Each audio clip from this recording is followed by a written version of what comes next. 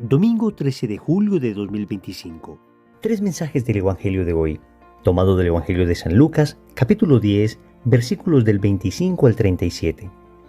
En aquel tiempo, se presentó un maestro de la ley y le preguntó a Jesús para ponerlo a prueba: Maestro, ¿qué tengo que hacer para heredar la vida eterna? Él le dijo: ¿Qué está escrito en la ley? ¿Qué lees en ella? Él le contestó: Amarás al Señor tu Dios con todo tu corazón y con toda tu alma y con todas tus fuerzas y con todo tu ser, y al prójimo como a ti mismo. Él le dijo: Bien dicho, haz esto y tendrás la vida. Pero el maestro de la ley, queriendo justificarse, preguntó a Jesús: ¿Y quién es mi prójimo? Jesús le dijo: Un hombre bajaba de Jerusalén a Jericó. Cayó en manos de unos bandidos que lo desnudaron, lo molieron a palos y se marcharon dejándolo medio muerto. Por casualidad, un sacerdote bajaba por aquel camino y al verlo dio un rodeo y pasó de largo. Y lo mismo hizo un levita que llegó a aquel sitio. Al verlo dio un rodeo y pasó de largo. Pero un samaritano que iba de viaje llegó a donde estaba él y al verlo le dio lástima. Se le acercó, le vendó las heridas echándoles aceite y vino, y montándole en su propia cabalgadura, lo llevó a una posada y lo cuidó. Al día siguiente sacó 2 denarios y dándoselos al posadero le dijo: Cuida de él y lo que gastes de más yo te lo pagaré a la vuelta. ¿Cuál de estos 3 te parece que se portó como prójimo del que cayó en manos de los bandidos? Él contestó: El que practicó la misericordia con él. Díjole Jesús: Anda, haz tú lo mismo. Palabra del Señor. Gloria a ti, Señor Jesús. Vamos a meditar 3 mensajes. Primero, ¿te preocupas por tu salvación? Segundo, la fe debe llevar a la caridad. Tercero, ¿cómo ser buen samaritano? Vamos con el primer punto. ¿Te preocupas por tu salvación? El Evangelio comienza diciendo que se presentó ante Jesús un maestro de la ley y le preguntó para ponerlo a prueba: Maestro, ¿qué tengo que hacer para heredar la vida eterna? Y Jesús entonces le contestó que él, como maestro de la ley, debía saber lo que estaba escrito. ¿Qué lee en las Escrituras? El maestro de la ley contestó: Amarás al Señor tu Dios con todo tu corazón, con toda tu alma y con todas tus fuerzas y con todo tu ser, y al prójimo como a ti mismo. El Señor le va a felicitar diciéndole: Bien dicho, haz esto y tendrás la vida. Queridos amigos, un maestro de la ley era básicamente un teólogo judío, una persona especializada en las Escrituras. Por supuesto, nos referimos a todo el Antiguo Testamento, porque entonces no estaba todavía configurado el Nuevo Testamento. Entonces, Jesús le pregunta a él: usted debe saber qué es lo esencial. Y efectivamente, esta persona responde. Pero, para no quedar mal, porque la pregunta era muy obvia, después preguntará: ¿quién es mi prójimo? Que esto lo vamos a meditar más adelante. Pero aunque la pregunta que hacía este maestro de la ley era una pregunta cargada con algo de veneno, debemos decir, sin embargo, que es la pregunta fundamental de nuestra existencia. ¿Qué debo hacer para heredar la vida eterna? El tema de la salvación es fundamental, porque para eso nacimos. De hecho, hay un bellísimo poema que a mí particularmente me impactó mucho cuando lo escuché, porque de alguna manera resume el sentido de la vida. Es de un famoso fraile del siglo XVI llamado Fray Pedro de los Reyes. El poema dice así: ¿Y yo para qué nací? Para salvarme. Que tengo que morir es infalible. Dejar de ver a Dios y condenarme, triste cosa será, pero posible. Posible, y río y duermo y quiero holgarme. Posible, y tengo amor a lo visible. ¿Qué hago? ¿En qué me ocupo? ¿En qué me encanto? Loco debo de ser, pues no soy santo. Hasta aquí el poema. Amigos, el resumen de la vida es la salvación. Nacimos para salvarnos. Nacimos para ir al cielo. Esta vida no es la vida definitiva. Esta no es nuestra patria, aunque en ella debemos hacer lo mejor posible para desde ya hacer un cielo, no solo para nosotros, sino para las personas que nos rodean, para que desde ya empecemos a experimentar el cielo. Pero tenemos que comprender que somos homo viator, Esa expresión homo viator, una expresión latina, significa como hombre en camino, hombre viajero. Nosotros somos peregrinos en esta tierra. Nosotros no podemos acomodarnos aquí hasta el punto de pensar que viviremos el cielo aquí y que no habrá una eternidad. No, amigos, la salve nos recuerda que somos desterrados hijos de Eva. Decimos en varias ocasiones que este es un destierro. Esto no significa que vamos a despreciar el mundo presente. Algunos filósofos ateos acusaron al cristianismo de estar pensando tanto en la vida futura que olvidaban la presente. Pero eso es absolutamente contrario a la realidad. Cuando una persona piensa adecuadamente en la vida futura, cuando una persona tiene razones para morir, entonces encuentra las mejores razones para vivir. Tenemos que tener entre ceja y ceja, debemos tener muy presente que estamos hechos es para la eternidad, que estamos hechos es para la salvación. Y entonces voy a vivir conforme a aquello que anhelo.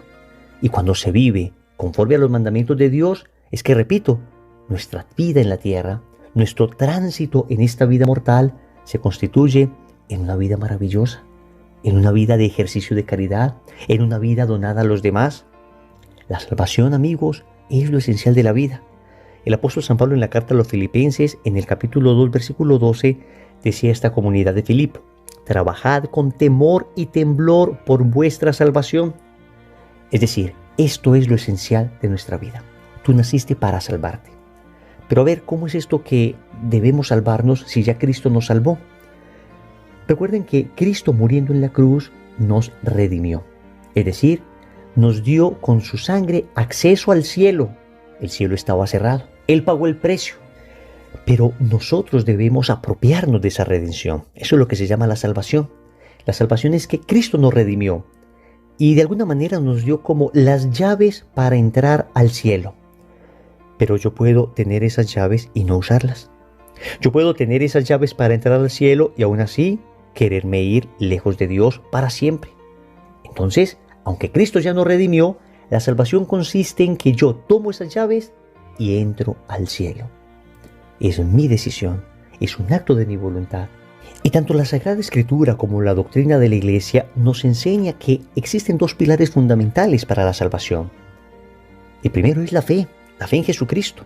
Y así dice el apóstol San Juan en su Evangelio, en el capítulo 3, versículo 16, tanto amó Dios al mundo que entregó a su Hijo único, para que todo el que crea en Él no perezca, sino que tenga vida eterna. Es decir, lo primero que necesitamos es creer en Jesús, pero luego esta fe debe producir obras. Y así, en el Evangelio de San Mateo, capítulo 25, versículo 31 y siguientes, el Señor dice que en el juicio final se nos examinará en la caridad. Y eso nos lleva al segundo punto. La fe debe llevar a la caridad. Y si se dan cuenta, Jesús, cuando le preguntan por la salvación, va a hablar de la necesidad que tenemos de la caridad con el prójimo. Dice que un hombre samaritano había sido brutalmente golpeado y que por casualidad un sacerdote bajaba por aquel camino y al verlo dio un rodeo y pasó de largo. Y lo mismo hizo un levita que llegó a aquel sitio. Al verlo dio un rodeo y pasó de largo.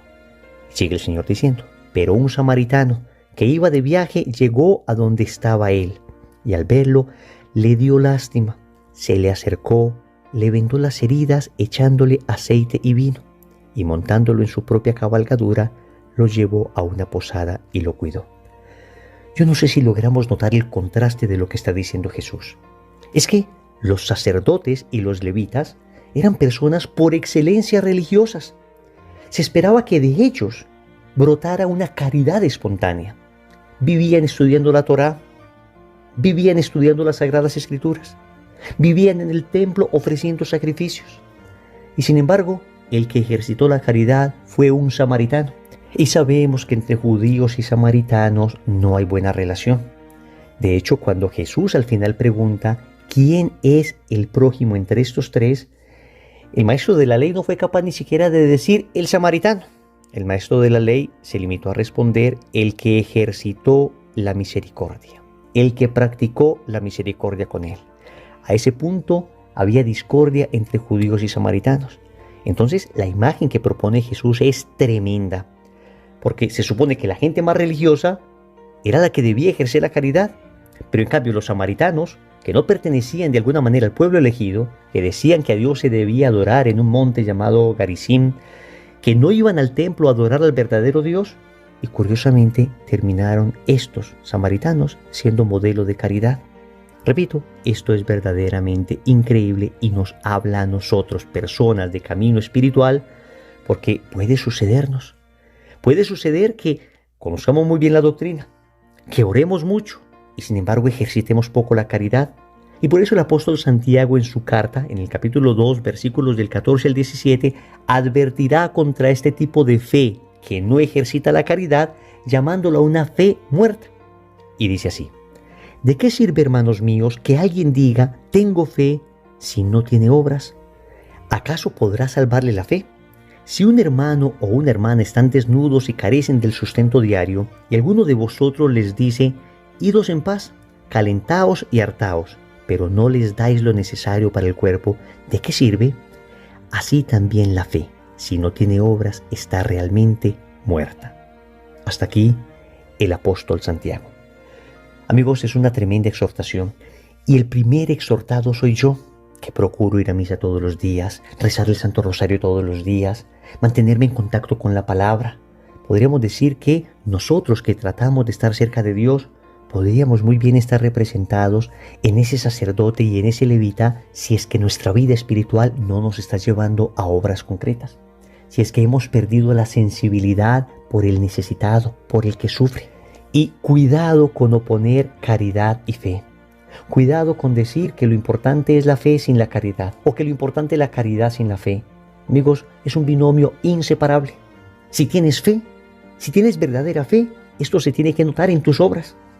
Y las obras que se hacen de caridad, que se hacen de entrega a los demás, si no tienen fe, todavía están incompletas. Necesitamos ambas, fe y caridad. Fe y caridad. Una fe que se hace vida en la caridad y una caridad que está sobrenaturalizada por la fe. Tercero, ¿cómo ser buen samaritano? Concluimos diciendo que la invitación del Evangelio es clara. Anda, haz tú lo mismo. Es lo que le dice Jesús a este maestro de la ley después de haberle expuesto la parábola del buen samaritano. ¿Cómo ser entonces buenos samaritanos? La Iglesia nos presenta una hoja de ruta maravillosa para lograr identificarnos con ese buen samaritano. Se llaman las obras de misericordia y existen 7 corporales y 7 espirituales. Vamos a recordarlas rápidamente. Las corporales son visitar a los enfermos, dar de comer al hambriento, dar de beber al sediento, dar posada al peregrino, vestir al desnudo, visitar a los presos, enterrar a los difuntos. Todas estas son maneras de ser buenos samaritanos.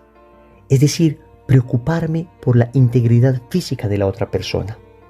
Sin embargo, vienen también las obras de misericordia espirituales. Enseñar al que no sabe, dar buen consejo al que lo necesita, corregir al que se equivoca, perdonar al que nos ofende, consolar al triste, sufrir con paciencia los defectos del prójimo, rezar a Dios por los vivos y por los difuntos. Repito, amigos, hay que ejercitar ambas, las obras de misericordia corporales y las espirituales. Ciertamente hay una jerarquía. La caridad más alta y elevada siempre será la evangelización, dar a Cristo. Pero es que, repito, no se pueden oponer obras de misericordia corporales y obras de misericordia espirituales. No se puede oponer fe y caridad. No se puede oponer amar a Dios y amar al prójimo. Cuando leemos las vidas de los santos, nos damos cuenta que en ellos se integraba de una manera absolutamente armoniosa ambas realidades, fe y caridad. Oremos. Amado Señor, nos presentamos de nuevo ante ti. Nos has creado para el cielo, nos has llamado a la eternidad y hasta ahora nos ha preocupado muy poco nuestra salvación. Tú nos has redimido, tu sangre nos ha abierto las puertas del cielo. Pero en cuántas ocasiones hemos despreciado y hasta pisoteado esa sangre, y por eso te pedimos perdón. Hoy, Señor, queremos comprometernos en el camino de la salvación a través de una fe vivida con profundidad, una cada vez mayor cercanía a ti, un amor cada vez más encendido por ti, que nos lleve a una profunda caridad con nuestro prójimo, a ver en su rostro doliente tu propio rostro, conforme a aquello que nos enseñaste. Todo lo que hiciéramos con uno de estos pequeños, contigo mismo lo estábamos haciendo. Señor, enséñanos a ser buenos samaritanos. Concédenos la gracia, porque por nuestras propias fuerzas no somos capaces. Señor, danos lo que nos pides y pídenos lo que quieras. Amén. Recordemos entonces. Primero, ¿te preocupas por tu salvación? Segundo, la fe debe llevar a la caridad. Tercero, ¿cómo ser buen samaritano? Compromiso. Sé buen samaritano hoy, ayudando a una persona que lo necesite. En el nombre del Padre, y del Hijo, y del Espíritu Santo. Amén.